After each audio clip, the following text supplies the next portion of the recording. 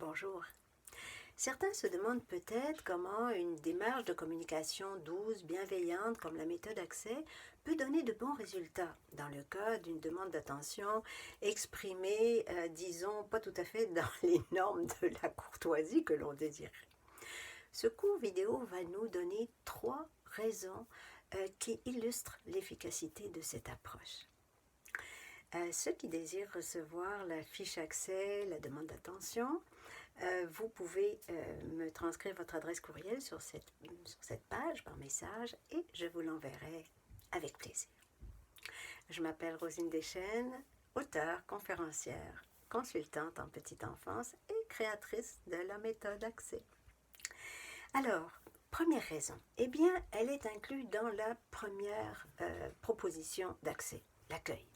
Parce qu'on a vu dans notre dernière vidéo que derrière ces demandes d'attention mal exprimées, eh bien, il y a le plus souvent un besoin. Et avec l'accueil, l'enfant reçoit une partie de ce besoin. Il est entendu, compris, écouté. Par exemple, je vois que tu as besoin de me dire quelque chose, si l'enfant arrivait en pleurnichant pour parler. Ou bien, il me semble que tu as besoin d'un gros câlin avant de t'habiller. En cas de difficulté d'habillage, ou encore comme dans notre dernière vidéo, l'exemple des demandes à répétition, je comprends que tu as envie que je te raconte une histoire. Donc, l'enfant ayant reçu cette première réponse à son besoin, de là découle directement la deuxième raison, parce que le fait d'avoir cette réponse le rend plus disponible pour entendre à son tour ce que l'adulte a à lui dire, à lui demander.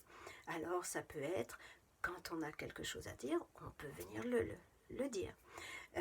Quand ça peut être, c'est le temps de s'habiller. Ça peut être, je dois finir mon travail avant de pouvoir te raconter une histoire. Et tout ça, bien sûr, la consigne claire, vous la mettez dans vos propres mots. J'ai fait ça comme ça, intuitivement. OK. Alors, la troisième raison, eh bien, elle est contenue dans la troisième proposition d'accès, qui est le soutien. L'aide que reçoit l'enfant lui montre encore là qu'il est aidé, qu'il est écouté, qu'on soutient son effort pour se conformer à ce qu'on lui demande. Le quatrième point, un petit secret tout à fait intéressant, c'est qu'à la fin de l'épisode, vous pouvez toujours ajouter, tu sais, quand tu as besoin de quelque chose, tu peux toujours venir me voir. Ah, et ça, c'est l'ouverture.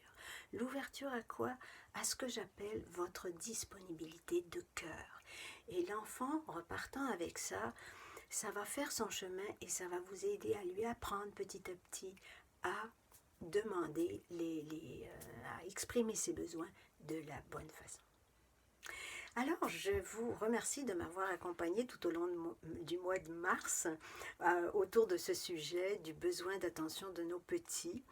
Et je vous invite, si vous aimez cette deuxième petite chronique sur le sujet, à liker, à partager.